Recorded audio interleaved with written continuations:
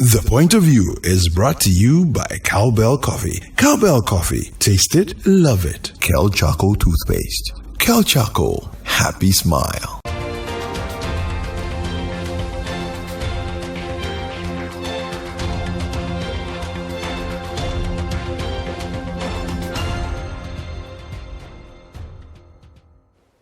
Welcome to The Point of View. This is your favorite current affairs show on television. Here on The Point of View, we get the right guests, ask them relevant questions on issues that matter to you. We have a two-in-one show for you tonight. So on the first part of the show, we'll be looking at the behavior of ex-pump prices of fuel in Ghana. A few weeks ago, the discussion was about whether the fuel prices will hit 7 cedis per litre. Well, they are well beyond 7 cedis per litre now. How did we get here? And what can be done? Will we keep passing the price on to the end user, or is there something government will do? I'll speak to one of the few people who set up the petroleum pricing formula, who understands how this conversation started, to give us some insights into where we are and what can be done. That will be in the first part of the show. Charles Rekubrobi will be my guest. Later on, I'll be speaking about the economy of Ghana with Alex Mode, former CEO of NPA, former CEO of GMPC, a financial analyst. What really is wrong with Ghana's economy? Why are rating agencies giving us these ratings? And what are the options left for this government as it tries to pull Ghana out of these doldrums? Those are my guests. Send us your comments and your questions on the WhatsApp number on the screen. We'll be right back with our show. Stay with us.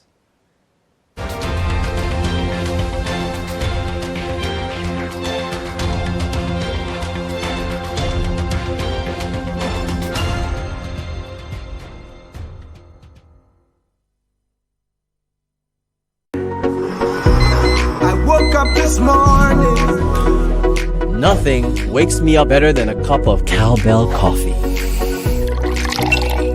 Delicious coffee aroma.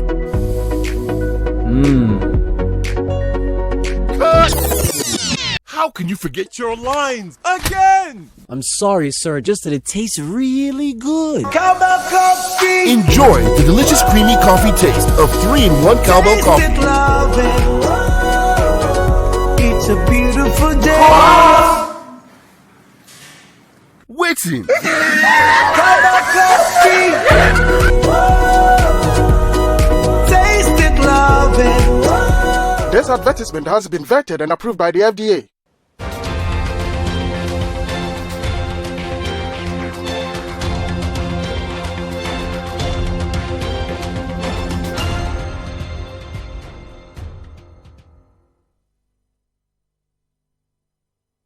Welcome back to The Point of View. So the issue of fuel prices has been discussed on many platforms, including this one.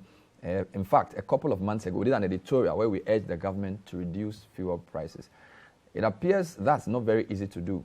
The government, in the last quarter of last year, decided to remove one of the tax components for 3 months. That removal lasted till 31st January 2022. So from 1st of February, fuel prices started inching up again.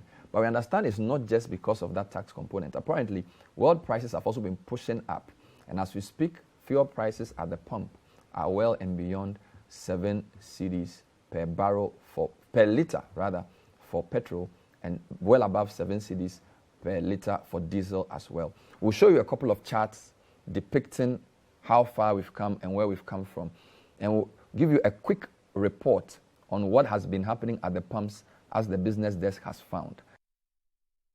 This is not the first time that fuel prices have gone up this year. The last time it happened, it incurred the wrath of commercial drivers across the country who embarked on a protest demanding a reduction in the price of fuel. Although most of the drivers took part in the protest, it failed to yield the desired results. The price of fuel went up again on Tuesday, and once again, public transport drivers are unhappy about the developments. The NPA explains that the current increment is as a result of the reintroduction of the Price Stabilization and Recovery Levy. The levy was suspended last year as part of efforts to cushion consumers from the constant rise in the price of fuel products in the country. However, leadership of the GPRTU says this increment is not in the interest of their members. The fares that we charge are the same, and yet we are buying more fuel. And so it's affecting us. Sometimes at the close of the day, when you take out the cost of fuel from your sales, you even can't get your daily sales.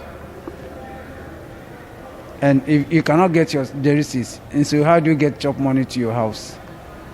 So it's really affecting us. But because the government has pleaded with us to remain calm until the negotiations are completed, there's nothing we can do. Some of the drivers also accused the government of being insensitive to their plight. First, if I buy 100 cedis, I can take and work and close. By now, if I buy 100 cedis, unless 200 cedis. So, but if you talk, it will not go and end anywhere. Only God will listen to the drivers. But now, I want to talk to our GPRTU. Say that we're begging him to try to find some small money to our fare. Because now, if you work out, the money all buy for diesel, we didn't get anything. Police too, they worry us. So they beg the GPRTU executive to come in. At least, if we find some small money on it, then we too will be appreciated. So that was a City Business Desk report. Now, let me start with Mr. Charles Brobe.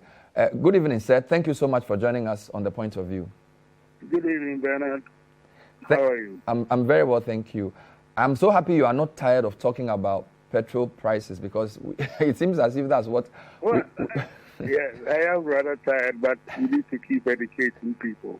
So, at the pump today, we've had to pay at least 7 cedi 30 pesos in some places, 7 cedi 40 pesos in some places for petrol and diesel respectively. Does this surprise you based on all you know about how fuel prices behave?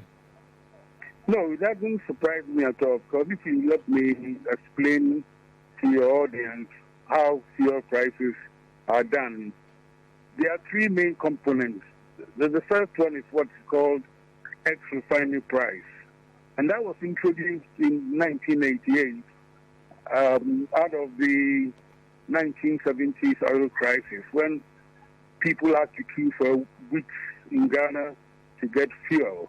And government decided that there should be no subsidy anymore on fuel. So the ex-refinery price is a price at which all the costs for importing the fuel, or refining it, are covered. Exchange rate, the crude oil price, shipping costs, etc., etc. Then there's a second component, which is the tax.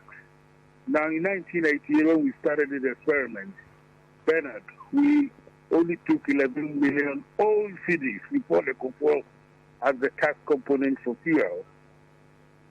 And then there's a third component, which is called the margins. The people who transport, sell, and do that, they get some margins. So those are the three components. Now, because there's a policy never to subsidize, each time global crude oil prices go up, the ex-refinery is adjusted. Now, what is happening, why Ghana is very different from others, is that we introduce so many taxes that we're not just covering ex-refinery, we are covering a whole lot of other taxes which we don't have to. For example, arising out of a problem we had in 2012 with low crude oil prices, the Mahama government introduced the special petroleum tax. That alone is 46 pesos per liter.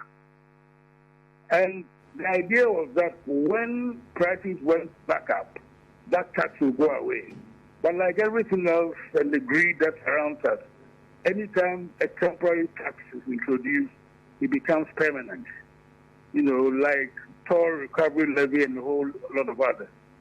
So we have put so many taxes on that the automatic mover, which is the ex-refinery price, which is crude and exchange rate and other related, always adjusts itself with changes in global oil prices and foreign exchange.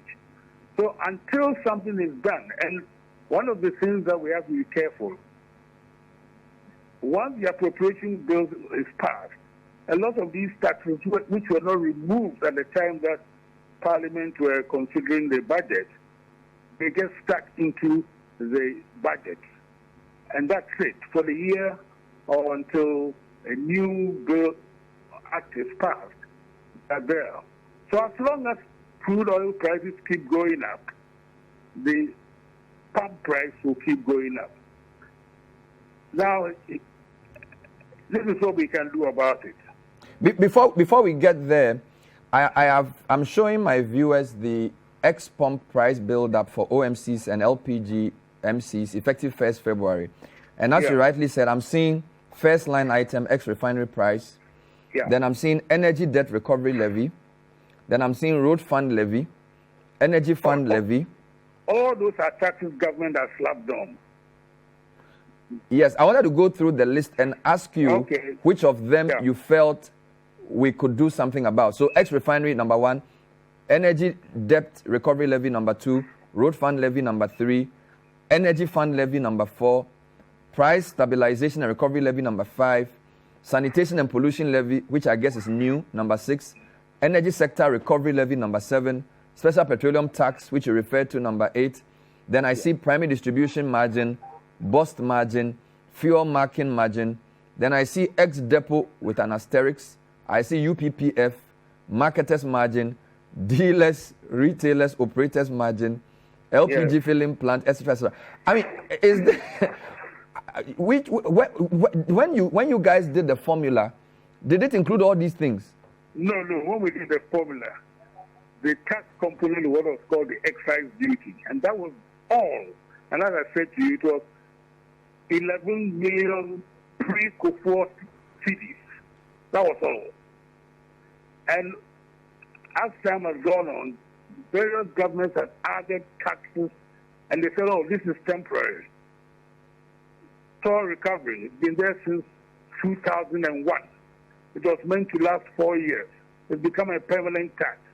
Anytime government introduces a tax and says, oh, this is temporary, you tend to find that it's become a permanent tax. And so the problem you have is that once they lock it into the appropriations bill at the time of budget, then it means that it forms out of the revenue stream for the year. So trying to take it out becomes a great difficulty because there's a loss of revenue, and you know we are looking for a lot of revenue. As far as I'm concerned, at the time that the budget was being prepared, and in fact, in 2016, when crude oil prices went up, the Mahama government should have removed the special benchmark crude prices went way below that which had been used for the budget. In fact, the opposition at the time, the NPP, was also clamoring for its removal. But as soon as it came into power, you realize that, oh, this is a great, nice little tax. 46 pesos per liter of fuel. I think it's probably the biggest tax component in all the price build-up. So right now, with the appropriations bill passed, you cannot say which taxes can you remove now. Because it's all been locked up into the revenue. Unless, of course, government sits down and says that we are going to remove this and therefore we adjust our revenue, etc. Now, there is a savior which something can be done. There's a benchmark which is used for budgetary purposes, the crude price. When crude prices fall below the benchmark, it means we are leaking revenue. When crude prices go above the benchmark, because the government has declared that we are now a net exporter of oil, anytime the crude oil price goes up, we get windfall profit because we are then getting revenue over and above the benchmark price. So, for example, if the benchmark was, let's say, $60 and current price is $90, it means that for every additional barrel of oil, which is the net export, we are making $30. So there is something we can do about that. Some of that money, because it's a windfall profit. It's not calculated as part of the stream of revenues for the year. That money can be reduced, and I think this is what my colleague, what do you call it? The guy who was on your show. Is it Duncan Amoah? Duncan Amoah was trying to explain to you the other on your show last week. Yes. The windfall profit is not unexpected revenue. Some of that can be used once you've calculated the ex-refining price to reduce it so that you can maintain or reduce the price at the pump. And that, for me, is the leeway that government has and should use to either keep prices stable or keep prices below what they've been for a few more years. Of course, there's a price stabilization, which is used for the purpose for which it's been named for. Because if you're really using that properly, you could moderate your price adjustment to take effect of how much you are getting from the stabilization and adjust, as and when. But that's only 14 pesos per liter. But if you remove the SPT and the toll recovery, and I think it's very difficult to remove some of the others because they've been collateralized, so you can't really take them out. And if you take them out, we've stopped the money already. I don't know, and somebody is expecting a stream of revenue for what you have collateralized. But the windfall profit is there, and it's going to get bigger because from where I sit, crude prices are going to go up for three reasons. The Ukrainian problem is going to just make crude oil go up.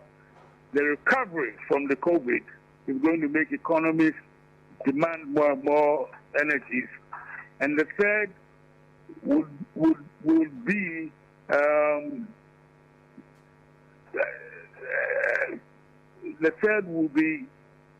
increases in prices coming from economies getting hotter.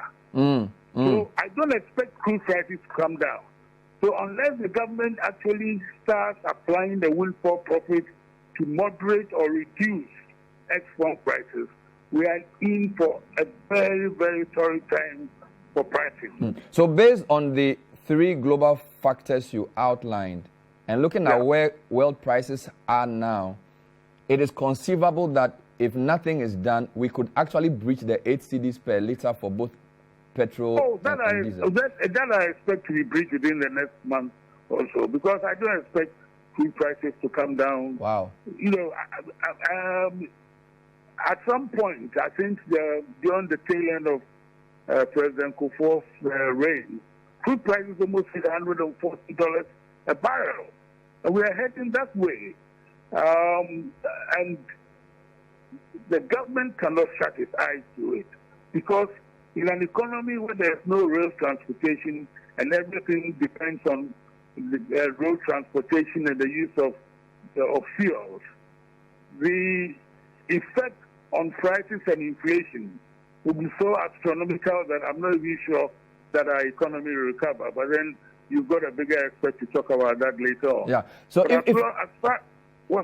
so if I hear you right, the SPT may be the solution because it was introduced as a result of the year where we didn't reach the benchmark price for crude that we expected.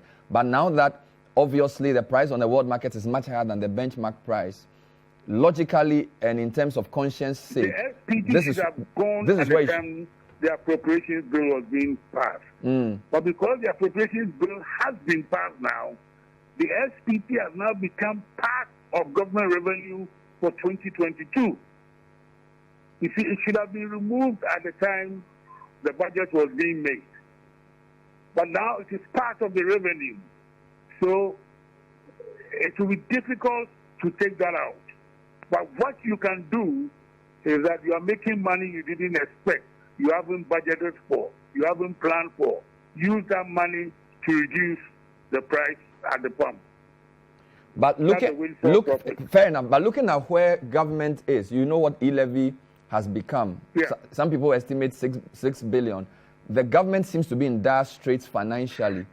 If you were in the economic management team of any government in a situation where global rating agencies are downgrading you, they say you can't get money from the capital markets, there's a risk of crowding out local borrowers, you don't really have any money coming from anywhere else, is this the time you want to let go of maybe $250 million in windfall you're getting from petroleum, which could help you? I would say yes, because there's too much fat and too much waste in the economy. I've said that many times. Many who are more knowledgeable than me are saying that we waste too much, and we can cut down expenditure in our country to make sure that the books balance. Because, we are cutting our load to spite our faith. If you keep putting prices up and you make revenue everything that you are going for, you get these policy incoherencies. You are trying to promote convenience. You are trying to promote a cashless society. But because you are looking for revenue so much, you go for e-levy, which doesn't make sense. So everybody says, oh, well, if you're going to tax my digital convenience, I'll go back to cash. You're trying to encourage people and encourage the economy to be stable. But if you put prices up and fuel go up, inflation goes up. Everything goes up in price. And your whole economy just runs away. So I don't think everything should be revenue. The old adage, let's cut our cloth according to our size. We need to apply some of that. There's a whole look. Why does everybody running around, let's say, in metropolitan Accra, have to fit in an SUV? When I came back and Chairman Rawlings this time, every single sector secretary, as they call them, ministers, drove themselves in a saloon car, and you never saw in town SUVs being driven around. They become status symbols of waste, and those things should be stopped. Thank you for your insights, as ever, Charles Reku Broby. We appreciate it. Thank you. My pleasure. That was Charles Reku Broby, former CEO of many things, but he's the CEO of GIPO, which is a policy alternative think tank, and he's been talking to us on fuel prices. Two grim predictions that he expects fuel prices, if nothing is done, to hit 8 cedis by end of the month per liter for petrol and diesel. And he thinks government should find a way of reprieve. And he also gives those. When we come back, we're speaking to Alex Mould. Alex Mould is interesting. So, of course, a financial analyst, but for the purpose of today's program, he ran MPA, which is interested in this topic, but he also ran GMPC. And he has some really interesting views on where the economy is there, downgrading by Moody's and Fitch, and also the issues around Ghana's lack of access to the capital markets. What does that actually mean for our economy? And what options are there to get Ghana's economy back on track? We'll be back with him when we return. Stay with us.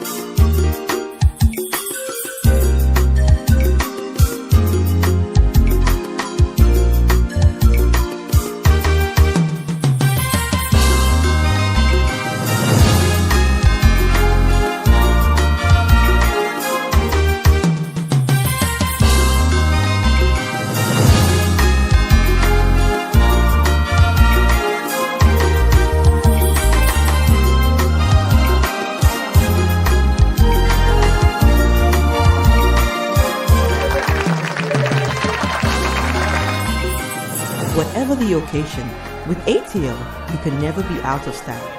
ATL, bringing fabric to life. Mommy.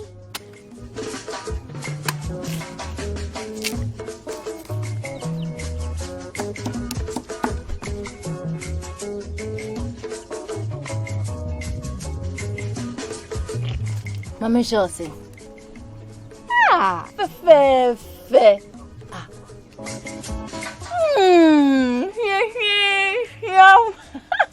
Different era, better result. Time has changed and time has brought Kel Choco toothpaste, healthy gums, anti-cavity, fresher breath, and it whitens teeth.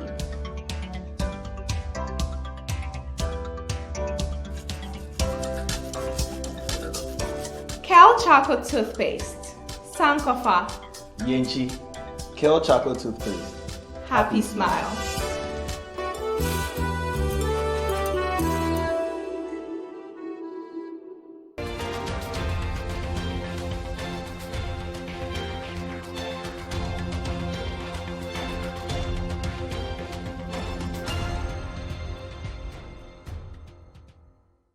Welcome back to The Point of View. It's 2-in-1 tonight. We started with Charles Reku Brobo. We call him Tarzan on the fuel prices and what can be done. I have on the Zoom now, joined us by video conference, Alex Mould, who is the former many things. He was running MPA in the earlier part of the previous administration.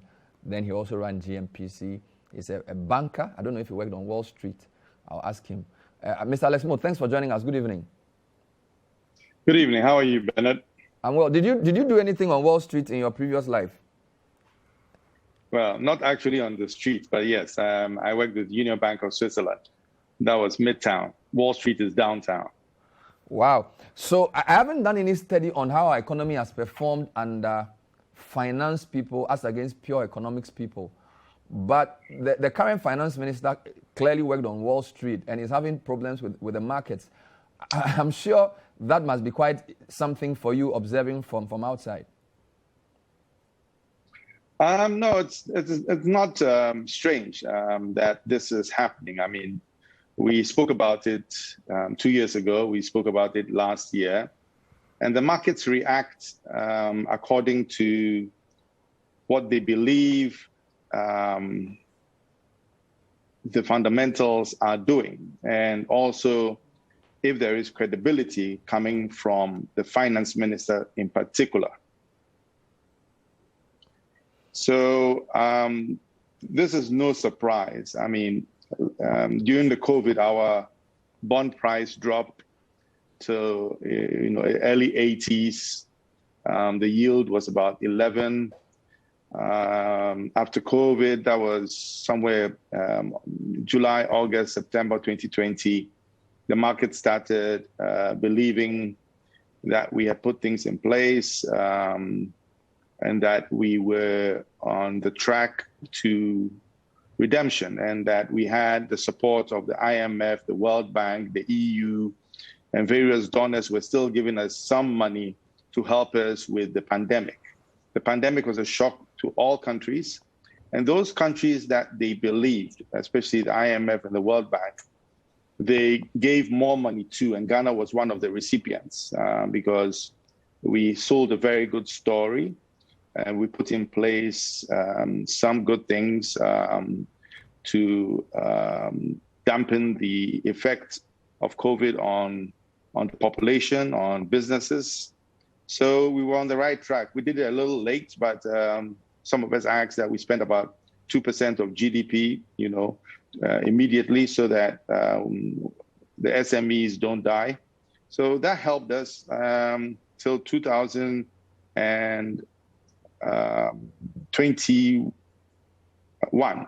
In 2021, of course, we had the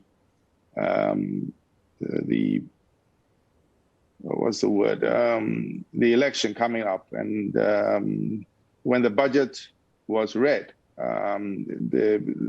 there were challenges that the market did not believe. The market did not believe we could grow our revenue by 32%. And as such, immediately they started downgrading because it required us to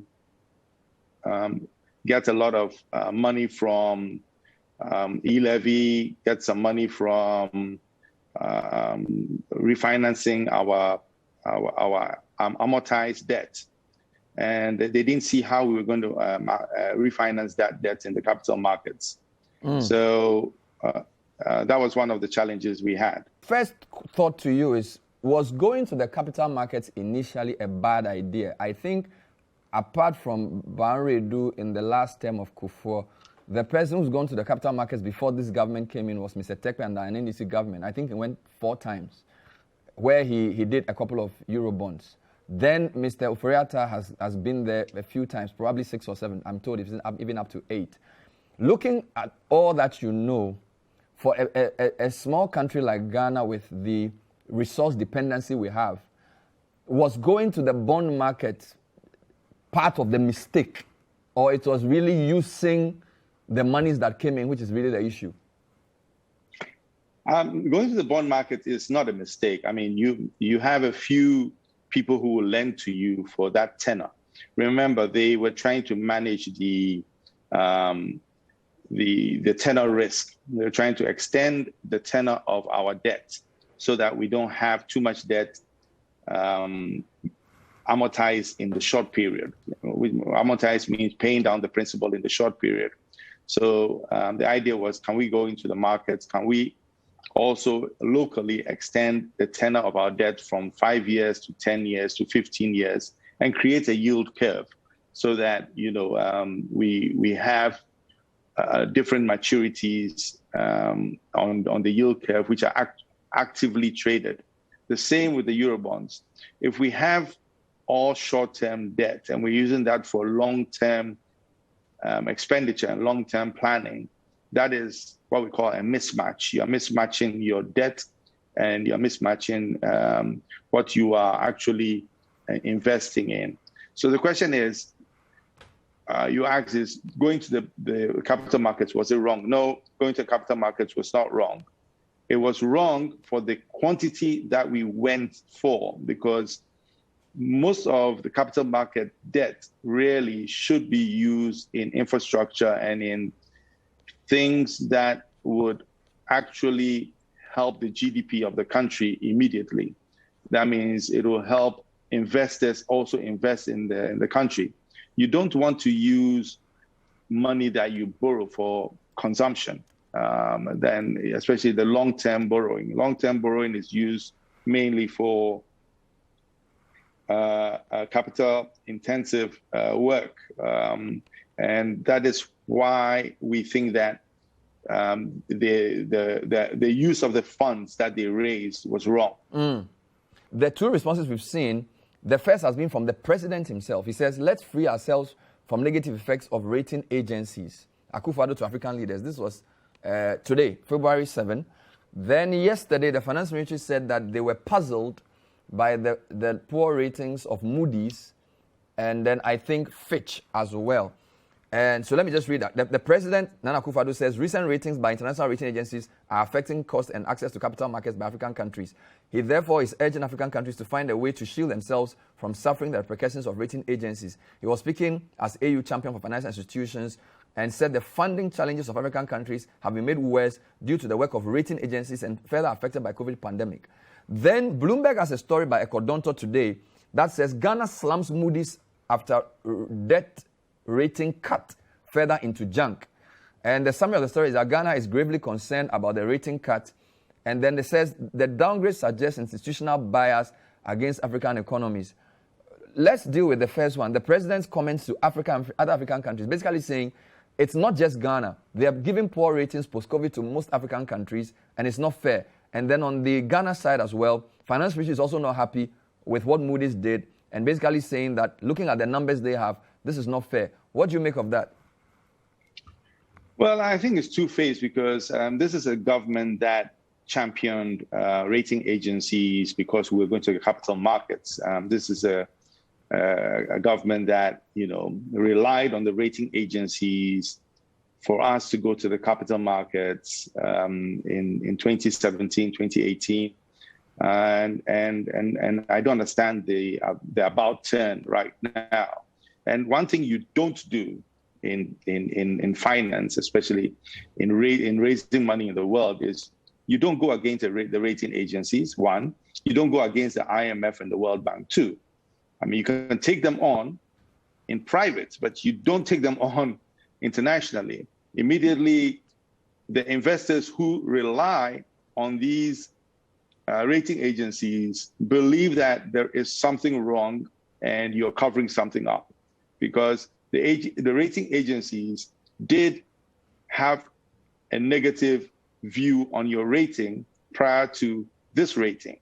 And all they are saying is that if they have a negative view of your rating, you have to do everything in your in your corner to be able to convince them that you're turning things around. But how are you turning things around when you all of a sudden are expecting your revenue to increase 32%? What have you done that is going to increase revenue? Now, you said you're going to change the benchmark. You've reversed that. How are you going to raise the money? E-levy is not passing. So people are skeptical about your ability to deliver. It's your performance that the capital markets and the rating agencies are downgrading. They are downgrading your credibility on your ability to perform as you had suggested. And that is what we are seeing in the market. However, let me say something. International investors, these are the big investors who hold our bonds. They don't wait for the rating agencies to come and tell them how bad things are. They have floors of analysts, floors of analysts doing analysis, speaking to various people like the credit analysts of Standard Chartered Bank, Stanbic, people on the ground here. They send people into the country, just like the IMF and the World Bank, but they send people very early, and they speak to different entities in the country and see whether what you said, the credibility of what you have been saying. And if that doesn't happen, they pick a call and they tell their credit analysts over there that we think we need to get out of Ghana. Ghana is too risky. So over the months, there have been a lot of credit reports by international banks that, like Standard Chartered Bank, like Stanbic, big banks that follow Africa, and big banks that have they have investors that work with them to understand what is going in the industry. And these banks have all been saying negative things about Ghana, that we won't be able to meet our budget.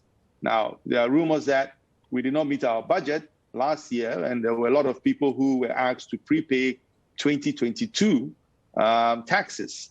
I don't know if that is true, but this is what the credit analysts are saying. So the number we made in 2021 included revenue that was supposed to be gotten in 2022. So they have discounted your delivery of 2021 numbers. Your 2022 numbers are showing that your growth is going to be 32% of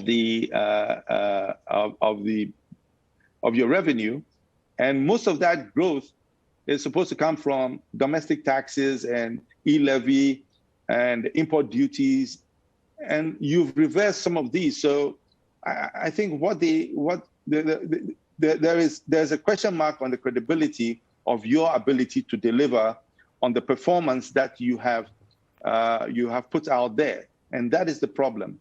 So the bonds started getting downgraded earlier in December.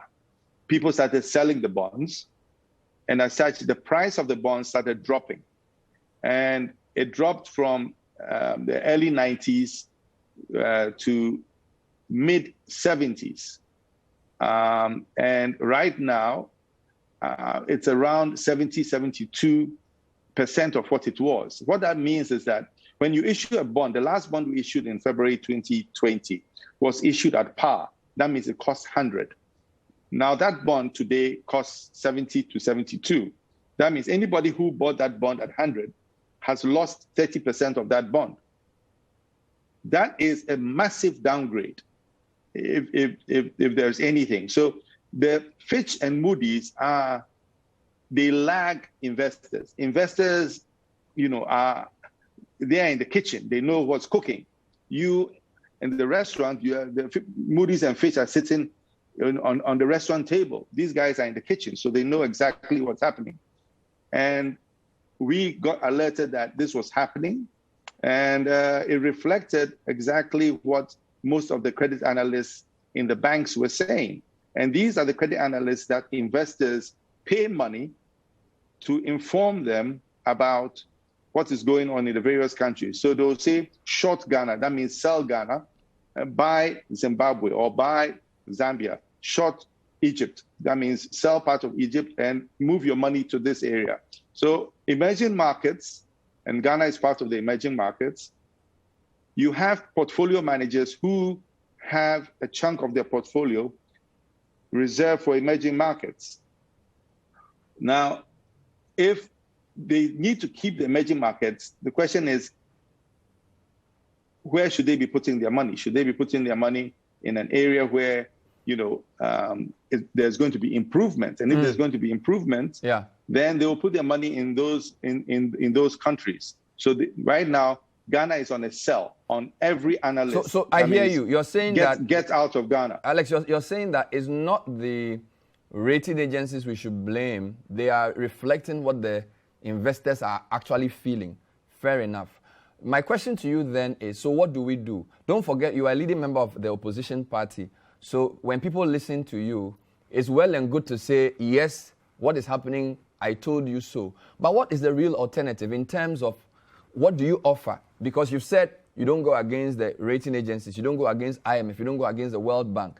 So essentially, you're going to deal with the same structure, the same level of influence from global Western capital, which some people feel is the real problem. That if Ghana is supposed to really move out of these structural challenges, we need a new economic model. Do you have that? I don't agree with that. We're in a global village, and your sovereign bonds are being invested in U.S. Treasuries, for example. So Ghana is buying U.S. Why, I don't know, but Ghana is buying U.S. U.S., the investors there may be buying Ghana.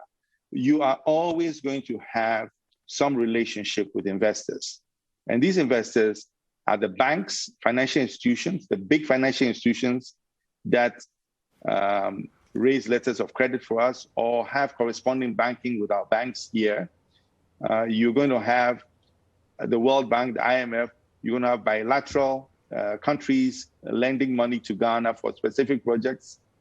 And you're going to have the capital markets. So there's an array of financing you can do.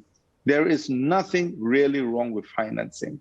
What is wrong is your use of the money and your discipline. The reason why I believe many people don't want to be involved with the IMF is because they don't want discipline. So soon we are going to have to meet with all our lenders, especially the bilaterals, because we may need some more money or we may need to pay them down their debt when the debt is due. And if we can't meet that, we have to meet with them to reschedule the debt or arrange for lower interest rates or something. We have to arrange for there has to be an agreement with all the bilaterals. These are the countries that lend to us. We also have to talk to the World Bank, for the projects that the World Bank is financing. And if they do not believe you are disciplined, especially when you have in your office of the president, you're going to spend almost 5 billion Ghana cedis on manifesto promises, on projects and things that don't make any real sense economically. They would like to see that you bring in a performance improvement plan to tell them how you are also going to be disciplined and how you're going to manage the economy.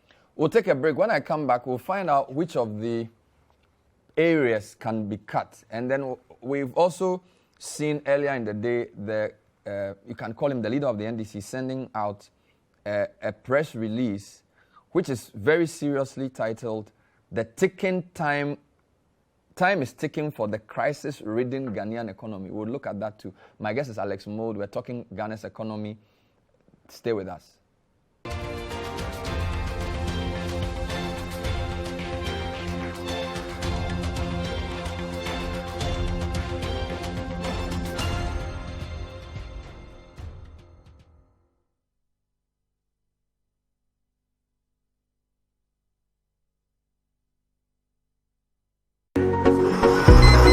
Woke up this morning. Nothing wakes me up better than a cup of cowbell coffee. Delicious coffee aroma.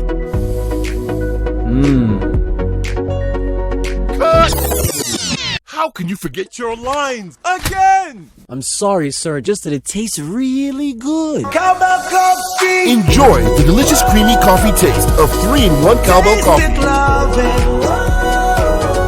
It's a beautiful day. Waiting. Cowbell coffee. Taste it, love it. This advertisement has been vetted and approved by the FDA.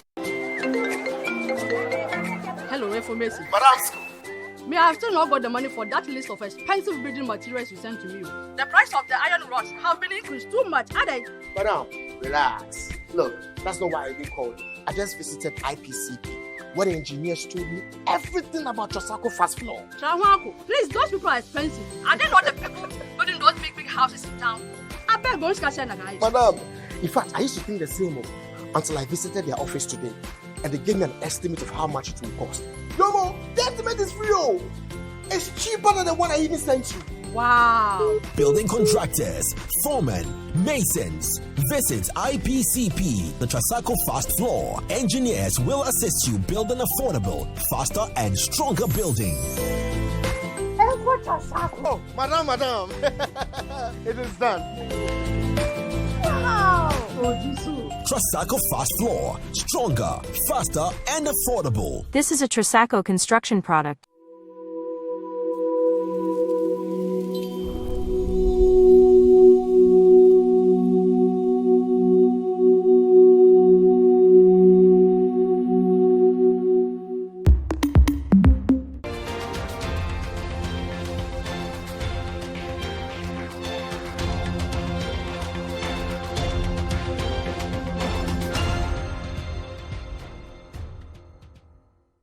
Welcome back to The Point of View. Tonight we're doing a double header. Started with Tarzan, Charles Reku-Brobe, on the fuel prices. It predicts it could reach 8 cedis per litre for fuel by end of March. He also thinks government should share the windfall with Ghanaians and reduce fuel prices. Alex Mode is a former CEO of MPA, also former CEO of GMPC, a leading member of the NDC. Himself is a financial analyst and a banker. And he says the government must cut waste, and that what the Standard & Poor's in this world are saying, these Moody's and all these rating agencies, are reflections of what has already happened. It's not like predictive in any way. So the government must rather find a way of dealing with its own waste. Let me read a statement former President John Mahama issued earlier today. I'll put some on the screen. It says, "Time is ticking for the crisis-ridden Ghanaian economy" by John Dramani Mahama. And just a few paragraphs. There is no dispute that the Ghanaian economy is in deep crisis, a crisis marked by a huge budget deficit, an unsustainable public debt, rising inflation, a rapidly depreciating currency, ever-rising cost of living, and a loss of confidence by both domestic and international investor communities. The effects of these have been severe hardships and sufferings for the people of Ghana, especially those within vulnerable groups. As a result of the horrendous low point we've now reached, it's very clear that urgent intervention is required to avert a total collapse of the economy.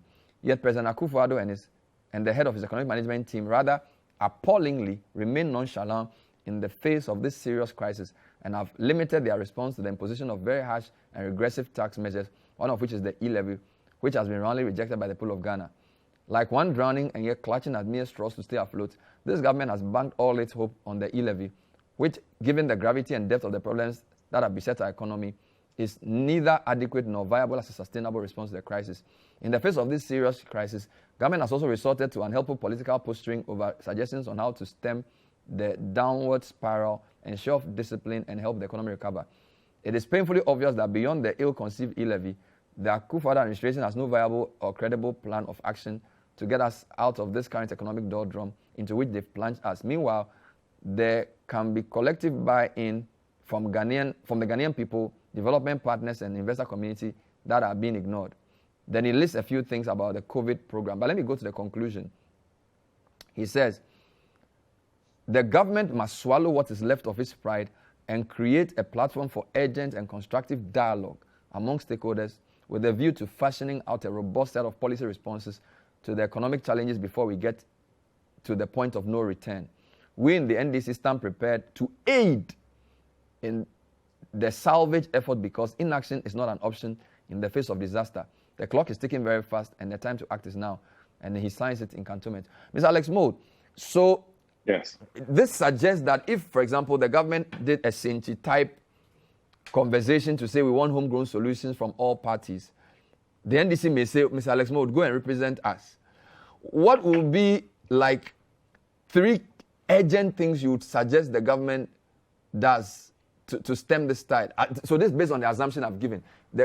Former President Mahama says your party is prepared to help, right? So on that premise, give me 3 headline things they should do now to save the economy.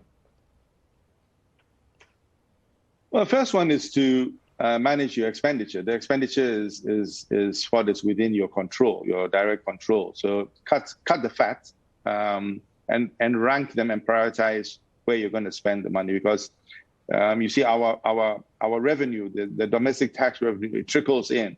So if you have a budget of 120 billion spent and you have 70 billion coming in, that 70 billion, maybe only 20% is coming in the first quarter, 25% in the second quarter, 25% in the third quarter, and the fourth quarter another 30% or so. So you have to pace yourself on exactly how you're going to spend this.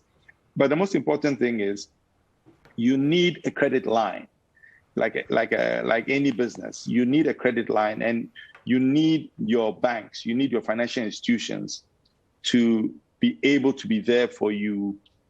And for them to be there for you, they need credibility. They need to be sure that you're doing the right things. Right now, your credibility is very low. And the only way you can bring that credibility up is go to a very credit-worthy institution to hold your hands and go to your various creditors and ask them for extended tenors, reduce interest rates for a couple of years, to minimize your debt service so that you can have room to operate. And also you need new money.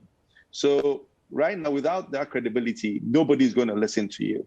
And that is why I keep on saying that it is not that somebody wants you to go to the IMF, because that is the institution that gives you the credit derivative, that gives you the credibility. But it's when you will go to them. And the earlier, the better, because you want to recover over time. So cut down your expenditure and get your credit lines open, and manage your local interest rates, because right now interest rates are going up. The new issuance they did for 6 years is 21.75. If they do another one next month, unless they bully the banks, it's going to go above 22%. That means that your interest rates are moving up. Another area we all know is the fuel. Now, so hold on, just to be clear, before you get to the fuel, you said cut expenditure, go to the IMF, manage interest rates. But you haven't told me which specific item of expenditure. Are you talking free SHS? Are you talking school feeding program? Are you talking NAPCO? What expenditure do you think they should cut? No, free SHS is a no. Don't cut free SHS. That one you're gonna cause confusion in the country. But manage it. Make sure that the fat that goes into spending at free SHS, you actually cut down the fat as well, because there is a lot of fat in many transactions in government. Government is a procurement gig as well. So let's make sure that we are serious about procurement in this country, reducing the expenditure that we have in many areas. And that's why I want to talk about fuel, because one of the big items is fuel consumption. Everybody spends a lot of money on fuel. So government has to find a way to curb the fuel price. Once you curb the fuel price, transportation prices will be curbed, and also inflation will stop, because all goods, once transportation goes up, all goods go up. So let's try as much as possible to bring down the fuel price, or reduce the volatility of the price of fuel, because it's just going one way and it's going up. And there's a joke about break the 8, and everybody believes that fuel is going to break the 8 before anybody can break any 8. The thing about fuel as well is that the exchange rate follows very closely. So like Tarzan said, use some of the windfall you're getting to reduce some of the taxes that you've put on fuel. Also, I think that government needs to start thinking about hedging the crude oil sales as well, because if the prices we're enjoying right now, if we're enjoying $90 oil, if we can even hedge at $80 for the next 2 years, Ghana is reassured that we're not going to have a challenge if oil prices drop. So we should reduce that. And one of the areas that I think they can also do with the fuel price is the exchange rate. Bank of Ghana is issuing exchange rates at six cedis right now, but the market is about 650, 670. And this is where the BDCs are buying. And the BDC buy forward. That means they buy 3 months ahead. And the BDC forward price is about seven cedis. So they're using 7 cedis in the calculation of the pump price, which for me is causing us double problems. So Bank of Ghana, which receives about $12 billion every year, can allocate $4 billion of that specifically for the importation of petroleum products, because we import about $4 billion to $5 billion depending on the oil price of petroleum products into this country. And if we can have that channel specifically, we can reduce the pump price by about 30 to 50 pesos immediately per liter. So let me get that straight. I know that the Bank of Ghana tries to shore up the cedi, or the government tries to shore up the cedi in a way by supplying foreign currency. You're saying that the rate at which BDCs buy the finished product, the rate they use is different from the rate the Bank of Ghana announces? Is that what you're saying? Yes, absolutely, because they go to their commercial banks and they buy forwards there. Bank of Ghana from time to time does some forwards, but there is no real management of fuel imports price, purchase of fuel imports by Bank of Ghana and the commercial banks. And I think that should be brought back. We used to do this in the early 2010s, where Bank of Ghana would make sure that there's some foreign exchange available for the purchase of oil. And that was how we were able to manage the price. So the Bank of Ghana down. should supply dollars to the BDCs. And is it at the spot rate or futures rate? What rate should they use? Well, the futures rate for the Bank of Ghana, their spot rate is about 6. So their futures rate would be about 6.2, 6.3. That is manageable. But when your spot rate is 6.6 at the commercial bank, then their futures will be more like 6.97 or 7, which is quite high. So if Bank of Ghana is managing our foreign exchange, Bank of Ghana sells its foreign exchange to the commercial banks. The commercial banks then decide if they are going to use that foreign exchange for MTN remittances to their parent countries, Nestle dividend remittances, Stanchart dividend remittances, or fuel imports, which I think is a big part of our economy. We should have a dedicated amount from Bank of Ghana to these commercial banks specifically for fuel imports. All right. There has been abuse in the past, and that is why I think it was stopped.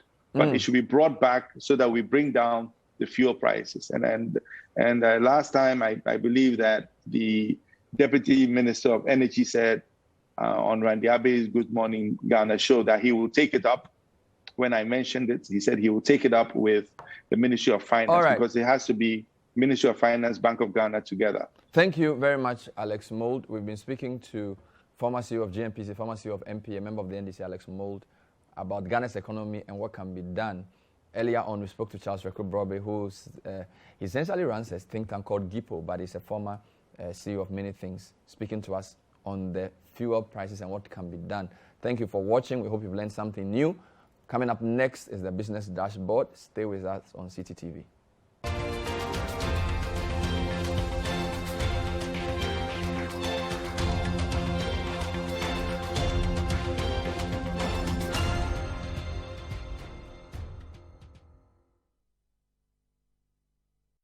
The Point of View is brought to you by Cowbell Coffee. Cowbell Coffee. Taste it, love it. Kel Charcoal Toothpaste. Kel Charcoal. Happy smile.